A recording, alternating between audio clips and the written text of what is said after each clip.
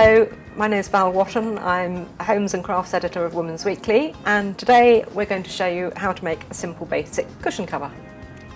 You will need your cushion pad, your choice of fabric, and 45 centimetres of fabric at least 90 centimetres wide is enough for a 40 centimetre square cushion.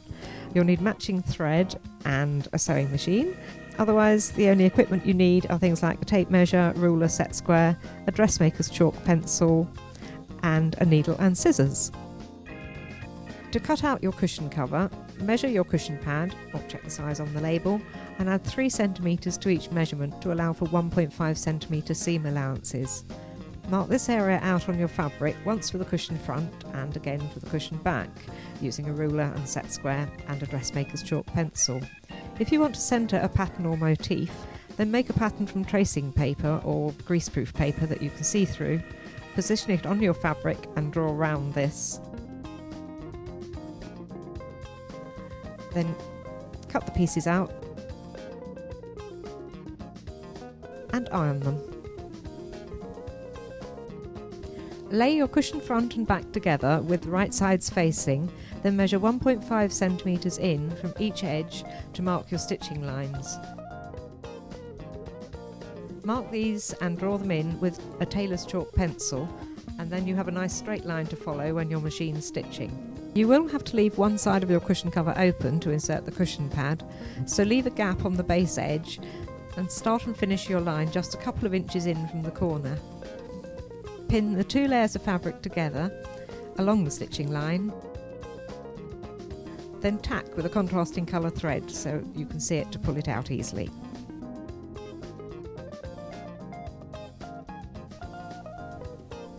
Tack just beside your stitching line and the thread will pull out easily. Tacking is just large run-in stitches that hold the fabric together, but try to take your needle in or out of the fabric at the corner. Now it's time to machine stitch your cover. Stitch along your chalk line, starting and finishing with a few reverse stitches to secure your thread ends.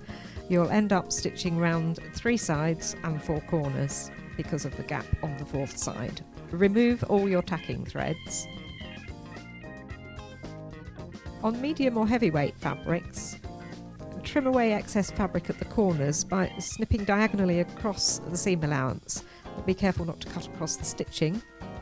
Turn the cushion cover right side out. Poke out the corners so they're nice and square. It's virtually complete now, so give the whole thing a good press with an iron. You then need to insert the cushion pad into the cover, pushing the corners right into the corners. Folding in the seam allowance, pin the 2 edges together to close the gap. Finally, using a needle and thread to match your cushion cover, stitch the opening closed. You can use slip stitch, but I've used ladder stitch, where you run the needle through one folded edge, take it across and run it through the opposite folded edge, and so on, so the thread lies across the gap like rungs on a ladder. After a few stitches, you pull the thread up gently to close the gap and carry on. So now we have the finished cushion, and as you can see it's really simple, and now you've mastered the basic cushion. The design possibilities are endless. You can make different sizes and shapes, obviously use different fabrics and embellish it with whatever you choose, some feathers or applique, lace, whatever.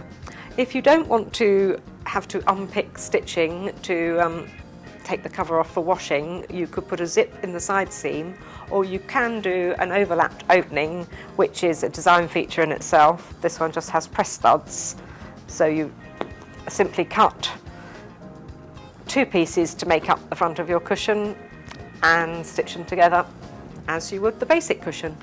So enjoy yourself with all the design possibilities of cushions, and happy stitching!